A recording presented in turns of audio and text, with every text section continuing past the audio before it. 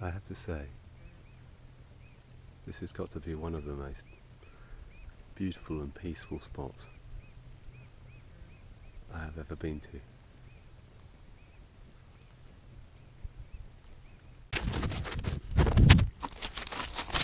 This is the 5th of July. We're still walking through Morven. Early in my next day's journey, I overtook a little stout, solemn man walking very slowly with his toes turned out, sometimes reading in a book and sometimes marking the place with his finger, and dressed decently and plainly in something of a clerical style. This I found to be another catechist, but of a different order from the blind man of Mull, being indeed one of those sent out by the Edinburgh Society for propagating Christian knowledge to evangelise the more savage places of the Highlands. His name was Henderland. He spoke with the broad south country tongue, which I was beginning to weary for the sound of. We fell in company at once, our ways lying together as far as to King Gairloch, which is here. As we went, he stopped and spoke with all the wayfarers and workers that we met or passed. Well, this being a Sunday today, we haven't met many workers.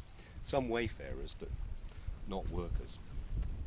And though, of course, I could not tell what they discoursed about, yet I judged Mr. Henderland must be well liked in the countryside, for I observed many of them to bring out their mulls and share a pinch of snuff with him. I told him as far in my affairs as I judged wise, as far, that is, as there were none of Allen's, and gave Ballacoolish as the place I was travelling to, over there. For I thought Ochan or even Jura would be too particular and might put him on the scent. On his part he told me much of his work and the people he worked among, the hiding priests and Jacobites, the Disarming Act, the dress, and many other curiosities of the time and place. He seemed moderate, blaming Parliament in several points, and especially because they had framed the Act more severely against those who wore the dress than against those who carried weapons. This moderation put it in my mind to question him of the Red Fox and the Appin tenants, questions which I thought would seem natural enough in the mouth of one travelling to that country. He said it was a bad business. It's wonderful, said he, where the tenants find the money for their life is mere starvation. But these tenants are doubtless partly driven to it. James Stewart in Jura is half-brother to Ardshiel, the captain of the clan, and he's a man much looked up to and drives very hard. And then there's one they call Alan Breck. Oh, I cried, what of him? What of the wind that bloweth where it listeth, said Henderland. He's here and away, here today and gone tomorrow, a fair heather-cat. He might be glowering at the two of us out of yon windbush, and I wouldn't wonder. This Alan Breck is a bold, desperate customer, and well kent to be James' right hand. His life is forfeit already. He would boggle at nothing, and maybe if a tenant body was to hang back, he would get a dirk in his wane. So Alan's the kind of man who could stab you if you don't hand over your money. And he's meant to be David's friend. You make a poor story of it all, Mr. Henderland, said I. If it is all fear upon both sides, I care to hear no more of it.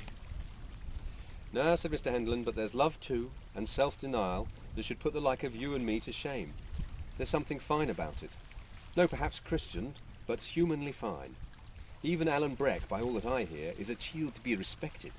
There's many a lying sneckdraw sits close in kirk in our own part of the country, and stands well in the world's eye, and maybe is a far worse man, Mr. Balfour, than yon misguided shedder of man's blood. Aye, aye, we might take a lesson by them. You'll perhaps think I've been too long in the Highlands, he added, smiling to me. I told him not at all, that I had seen much to admire among the Highlanders. And what is the King's agent about, I asked. Colin Campbell, says Henderland, putting his head in a bee's bike. I think that's a bee's nest. He is to turn the tenants out by force, I hear, said I.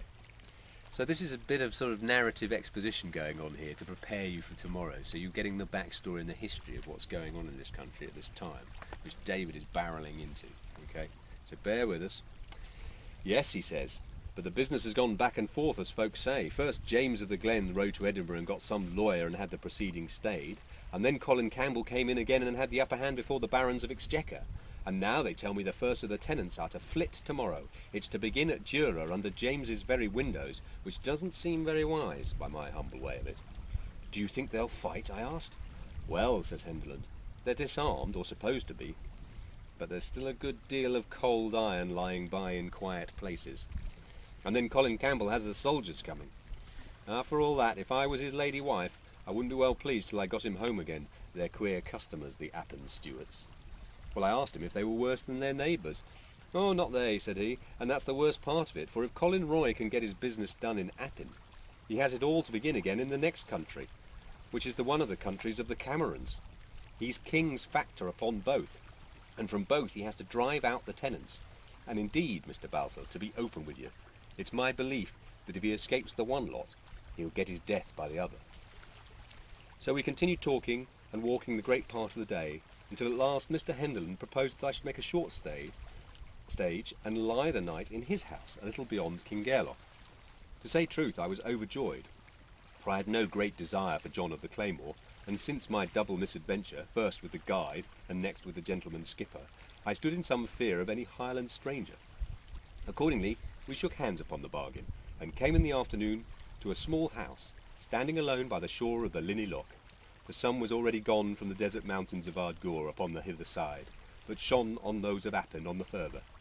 The loch lay as still as a lake, only the gulls were crying round the sides of it, and the whole place seemed solemn and uncouth.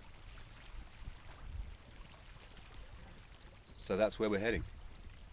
Straight into trouble. Colin Campbell riding in, evicting tenants, the head of the clan, James, sitting there probably with weapons, ready to fight him, and our little David trying to get across there to meet his friend Alan, who turns out to be one of the gang. It really is very beautiful here. Imagine if a boat came out here right now and we could just thumb a lift and head straight off into the hills. Fantastic.